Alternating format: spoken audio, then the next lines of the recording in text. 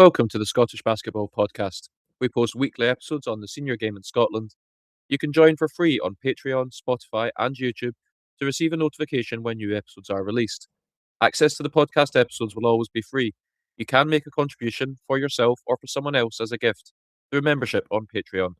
However small and infrequent, any contribution is very helpful and very much appreciated. You can get in touch with the podcast by sending us a message on Instagram or an email. If you like the content, share and send it to a friend who you think would like it too. I'm delighted to welcome Celina to the podcast. Hi, Celina.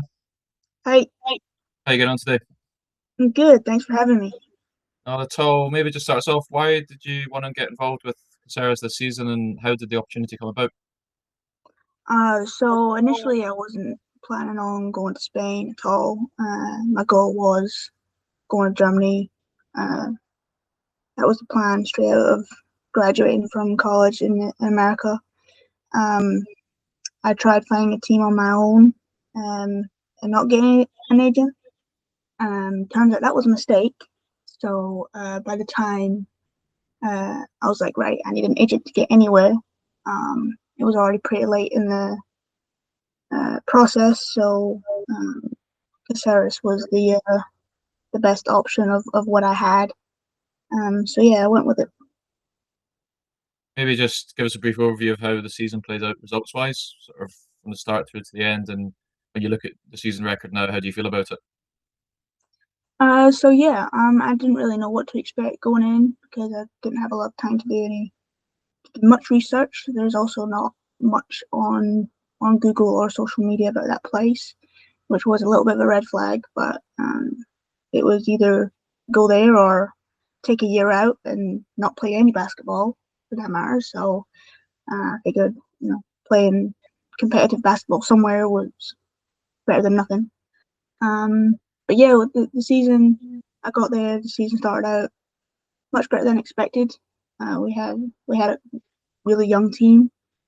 We only had about five. Yeah, we only had 5 seniors on the team. The rest were all juniors, so very much still in the development stage. But yeah, started off really well, and we kind of hit a mid-season slump. Couple games just didn't go our way. Managed to get it back kind of towards the end, but then the season didn't finish the way we wanted it to, which was disappointing. But overall, I think the fact that we made it to the Final Four as such a young team was an achievement in itself. What was the level like in the competition in Spain this year? How did you sort of adapt to that challenge? And you obviously mentioned there wasn't a lot to go on in advance, but I suppose how quickly did you start to pick up where you and relatively young teams sort of sat in the standings, and how do you compare that competition to where you'd been before? Finishing off in America and then coming back to Europe, there's still like an adjustment period because they're two different very different styles of basketball. But having that previous European experience, I mean, the adjustment period was like, I want to say 2 weeks. So, I think the biggest thing on the court was the new rule that they were testing out in Spain for this past season for the very first time was the inbounds rule, so that if there's a violation in the backcourt, the defense can just run out of bounds and inbound it without having to pass the ball to the referee. So everybody was kind of still learning that rule in the very beginning. But once we got the hang of it, then the game flowed much better. Tactically, the game's much slower. We were a team that played a lot of plays, so it was shifting that mindset from transition play all the time, every time, to okay, now we're actually running the play. So that tactical shift was had to happen, but there was nothing overly challenging on that part. What do you think improved most about your game this season? And if you were deliberately trying to do that, how did you go about it? So I knew coming in, nobody was going to know who I am, and that's a big advantage. I also didn't know anything about anybody else. But from the first half to the second half of the season, there was a big difference in kind of shot selection that I had and that I decided to take. So in the beginning, I shot a bunch of threes, made a bunch of threes, so I was known as a shooter to teams. And I only took about 9 2-point attempts in the entire first half of the season, which is not a lot. But then the second half of the season, the more prepared teams, they just started guarding me face to face, coming across half court kind of thing. So I knew then, even ahead of the second half of the season, that I was gonna have to change the way I played a little bit. And the second half of the season, it was a very even split between the amount of twos that I took and the amount of threes that I took. I very much improved my 2-point percentage as well on that. So, I think that adjustment there was kind of the biggest improvement in my game. What do you think is the strongest part of your game? And I suppose how did that complement the roster? And what were they looking for from you? Obviously, with the 3-point shooting at the start of the season, and they as you adapted through the year, was that partly from their expectations as well, or I suppose what were they looking for you, and how did that fit into maybe the other senior players that you had on the team? So coming in, they kind of saw me as somebody that could contribute straight away, be a starter. When I got there, that was the case too. So it was nice that they didn't lie to me. But yeah, they kind of wanted me to take as many shots that I could, because there was one quote that kind of became a running joke, was "You're the best option in the world," kind of thing. And I knew that I could basically get any shot that I wanted. It was then a question of, was that the best shot for the team?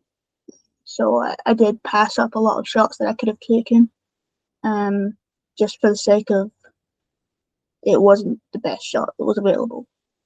But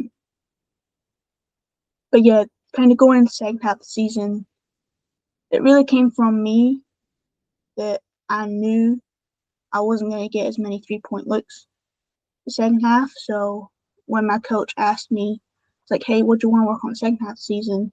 Because we had like individual workouts twice a week with him. I was like, I want to diversify my 2-point looks in those workouts, because I know that's what I'm going to get in the game. So that's kind of what we worked on, and it paid off. Just a quick additional one. Was there a language barrier? I suppose with it being so last minute, was that something that was envisaged, or was there ever any sort of language barrier challenges through the season, and how did you overcome those? Oh yeah, huge language barrier. I mean, it's a small town of just under 100,000, so everything's in Spanish. There are very few people that can speak English. Luckily, I had 2 or 3 teammates that spoke English relatively well, and they would help translate for me, like little things when going to the store, or just communicating with different people within the club, whether it be coaches, managers, doesn't matter. And the practices were in Spanish. The coach would make an effort to make sure that I understood the key points, but because basketball is a language in itself, throughout the year I picked up, keywords, key phrases that were repeated over and over and over again. So I kind of knew what they meant, even if I didn't exactly know what they meant. So I kind of picked it up that way, and because I've played under a lot of different coaches in a lot of different systems in a lot of different countries, I was able to pick up kind of what was being said, what what they wanted. But again, like the finer details, they were translated for me. Shout out to Zara, Noe, Andrea. Like they were really, really key for me because without them, I would have been lost. What do you think was the toughest moment as a group this season, and why did that stand out above others? And I suppose how did you all come through that? The toughest moment was when we kind of like hit that uh, mid-season dip, where things just weren't going our way. Um, our experience started to, or lack thereof, start to show. Um, but that was kind of like the hardest thing, trying to get out of that again and keeping the morale of the team optimistic going into games. Um, I will give 100% props to them. They always tried their 100%. They were always go go go. So for me, kind of watching as a more experienced player, it was frustrating at times to see the same mistakes being made over and over and over again. But I had to kind of shift my mindset to they're improving, they're developing, they're learning, but they never stop playing, and that was key for me, just to kind of stay more optimistic on where we could go moving forward. What was the relationship like with the coach? Obviously, it was a sort of last minute agreement. Like, I suppose what was your feeling from them early on in the season, and I suppose how did that develop as the games went on? I was very fortunate to end up in a situation where the coaches, the managers, they were all super nice, super welcoming. I had a whole party greet me at the train station upon arrival, which I was not expecting at 10:30 o'clock at night. So they were always very helpful in making sure I was situated with whether it be food, accommodation. They wanted me to have a good time. They wanted me to stay well, as they said. Um, and yeah, I was very well taken care of. Um, so I have no complaints on that part. They were all very nice. Um, Passionate coach, definitely passionate coach. Loves the game of basketball, so can't complain. Just to summarize, like, how do you look back on the season overall? I suppose what are you going to take most from it, and how is that going to help you into next season? Do you think? I'd probably say I'd take away from the season is just going into an unfamiliar situation and being able to land on my feet and still perform and play basketball at a high level and maintain, good stats regardless of the competition level, regardless of the living situation, the language barrier, whatever obstacles it may be. So going, hopefully moving to Germany next season, um, I know that I'll be okay. So because there I don't even have a language barrier. I can communicate with people if I have a problem. So I think for me, knowing that I can deal with those challenges is that's the biggest takeaway. Amazing. Let's go through some general quick fire questions. What is your favorite memory from basketball growing up? Favorite youth team game or favorite grassroots memory from when you were growing up? Ooh, I think I would have to go with my last year as an under 18 with City of Edinburgh. Um, we went undefeated the entire season, but that was just like the tip of the iceberg. We genuinely all enjoyed each other's company. We loved playing. together. And we all knew that we were kind of going all our separate ways after that. So we really just try to have fun with it. And even Doug, our coach, and Jenny, they made sure we had a good time, and they were always up for a good time too. So that's probably my favorite memory. Are you an early bird or night owl? See, now that changes. So I can be an early bird. That's not a problem. But this past year in Spain, they do everything later. So they eat lunch at like 2 o'clock in the afternoon, and then they don't have dinner until 10 o'clock at night. Or if we had practice until 11 o'clock at night, man, I didn't have dinner until after that. So I was really a night owl then. But I can get up for a 6 a.m. workout, no problem. Who is the quickest player that you've ever played with? The quickest. Oh, it'd have to be my freshman and sophomore year in America at junior college. We had this little tiny point guard. She could only ever drive right, but I'm telling you, she had the motor of an Energizer bunny. She would just go, go, go, and she was so fast. If I ever had to guard her in practice, yeah, no, it was over. What team are you picking on NBA 2K?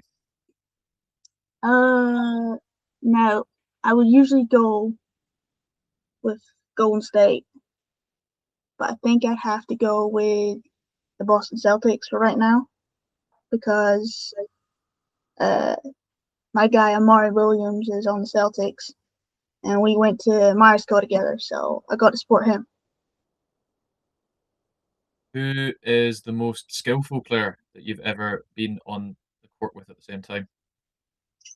Ooh, well, I've had a lot of skillful teammates. Back when I was at City of Edinburgh, probably Polly Story. Um, she's just finished her season in Canada.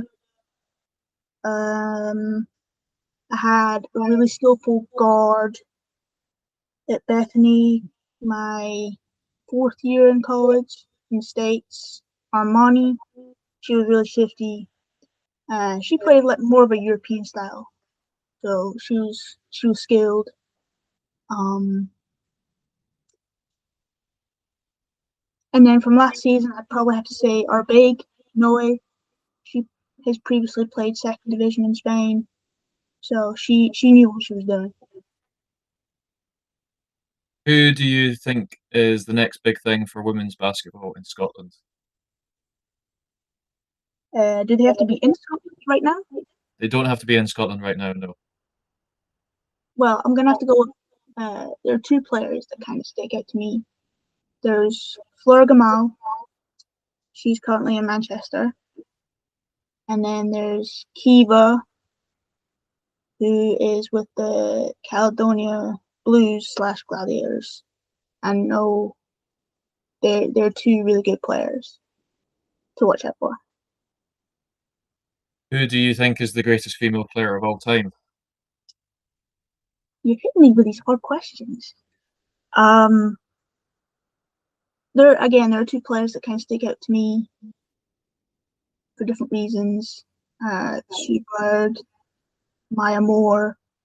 I think it doesn't matter which one you pick of those. You've got it right in that sense. So can't argue with those two. Coffee, tea, or neither, first thing in the morning? Neither. I am not jumping on the coffee train or the tea train. I do not want to get addicted. It's the final shot of your career to win a title. Is it a catch and shoot or is it off the dribble? Well, it'll probably be an off the dribble because everybody knows that I love to catch and shoot the ball. So if teams know they're a scout and they execute it, they'll run me off the line. So it'll probably be a pull-up. Fair enough. And finally, Celina, what's next for you? What's planned for next season at this stage? And maybe looking a bit further ahead, what do you hope the next 5 years looks like? Next season, fingers crossed, somewhere in Germany, preferably second division, and then we'll go from there. I don't really care where I end up, as long as it's a somewhat good situation that I can, a situation I can thrive in, an environment that I can grow in.